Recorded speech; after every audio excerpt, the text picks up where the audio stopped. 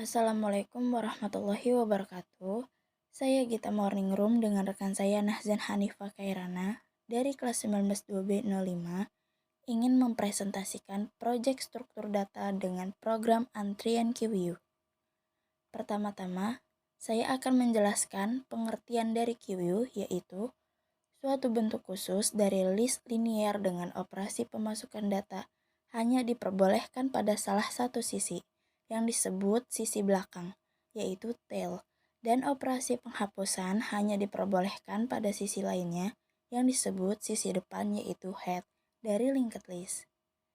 Selanjutnya, QU sendiri terdapat beberapa operasi, yaitu isEmpty untuk mengecek apakah QU kosong atau tidak, isFull untuk mengecek apakah QU sudah penuh atau belum, enQU untuk menambahkan data di QU, deQU untuk mengambil data dari QU, clear untuk menghapus data dalam antrian, view untuk melihat data dalam antrian, pick untuk mendapatkan elemen yang terdapat pada posisi terakhir tanpa menghapus elemen, size untuk mengembalikan jumlah item di dalam list.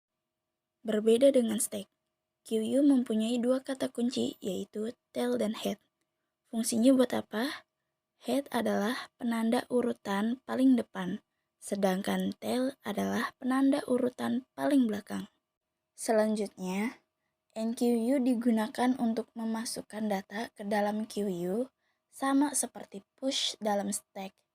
Sebelum memasukkan data ke dalam antrian, kita harus mengecek terlebih dahulu apakah QU atau antrian sudah penuh atau belum. Kalau belum, maka kita harus mengecek apakah head sudah berada pada nilai 0 atau belum. Ini sangat penting karena nilai head tidak akan lebih dari 0. Perlu diperhatikan, yang akan bergerak terus adalah tail, sedangkan head hanya penunjuk urutan paling depan, sehingga nilainya tidak pernah lebih dari 0, kecuali antrian kosong, maka posisi head dan tail akan kembali menjadi -1. Berikutnya, deQU. Kebalikan dari fungsi enQU, deQU digunakan untuk mengambil data yang sudah masuk di urutan pertama, sehingga kita tinggal membaca data yang ada di posisi head. Nah, inilah fungsi dari head.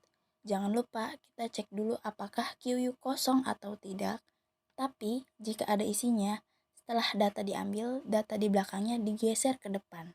Setelah saya sudah menjelaskan beberapa pengertian dan fungsi, berikut saya akan menampilkan script QU dengan menggunakan program Python. Fungsi operasi dalam program antrian QU yang saya gunakan, yaitu class. Bisa dilihat di sini beberapa class. Ya, untuk membuat kerangka objek, objek akan dibentuk apabila class sudah didefinisikan. Yang kedua, saya menggunakan def. Bisa dilihat di sini ada beberapa def. Def, keyword yang digunakan untuk menyatakan suatu fungsi program. Yang ketiga, saya menggunakan return. Return untuk mengembalikan suatu fungsi. Yang keempat, saya menggunakan print. Bisa dilihat di sini ada print, beberapa print. Print untuk mencetak output program ke layar. Yang kelima, saya menggunakan while. While untuk proses pengulangan suatu blok kode program selama kondisi terpenuhi. Dan yang terakhir, yang keenam, saya menggunakan if. If, kondisi if digunakan untuk menentukan tindakan apa yang akan diambil sesuai kondisi. Maka, hasil runningnya akan terlihat seperti ini.